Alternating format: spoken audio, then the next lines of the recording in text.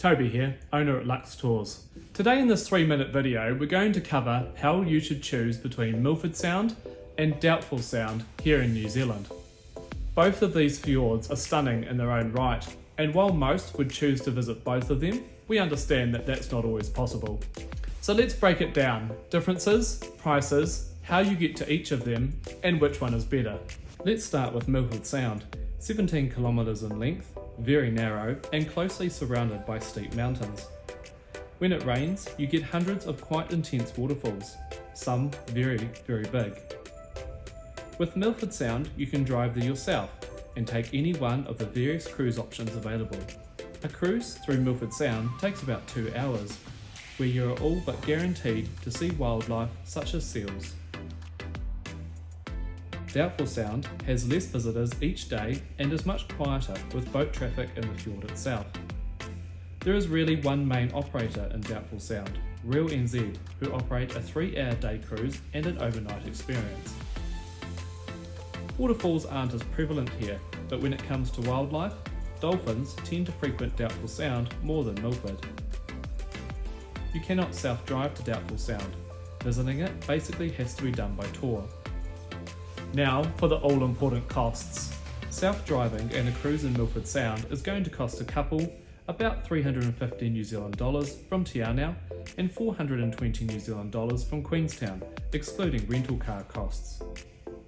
An all-inclusive tour from Te Anau will cost a couple between $400 and $540, with some including lunch.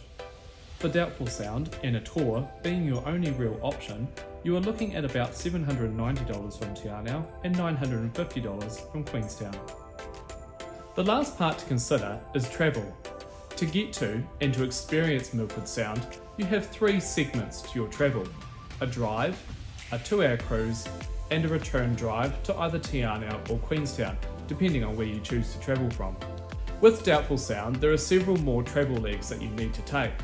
First of all, you need to get to Manapori, and this can be done either by self-driving or on a coach or tour. Secondly, you need to cruise across Lake Manapori, followed by about a 30-minute drive across Wilmot Pass to Doubtful Sound. Then you'll cruise in Doubtful Sound, whether it be a 3-hour day cruise or your overnight experience. Following this, you'll return via Wilmot Pass again by coach, cruise across Lake Manapori before arriving back at Manapori. Both Milford Sound and Doubtful Sound from Te Anau will be about a 9-hour day, and from Queenstown about 13 hours. So which one is better? Well, if we had to rate it, our team came up with the following. For Doubtful Sound, we gave the journey about a 7 out of 10. For the cruise, a 10 out of 10. For Milford Sound, we gave the journey a 10 out of 10, and the cruise an 8 out of 10. So how do you choose? We recommend starting with the easiest one, budget. Can you do it all, or can you only do one? The second thing to consider is your travel style.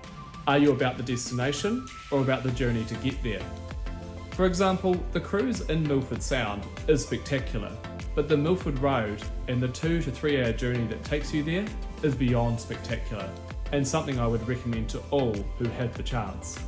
Then on the other hand, the Doubtful Sound cruise is very special in one of the most secluded spots in New Zealand, and if not the world. If budget isn't an issue, then why not do both? Here at Lux, we offer a joint package of both Milford and Doubtful Sound. The biggest tip I can give you is don't let the decision weigh you down. You certainly won't regret either of Milford Sound or Doubtful Sound.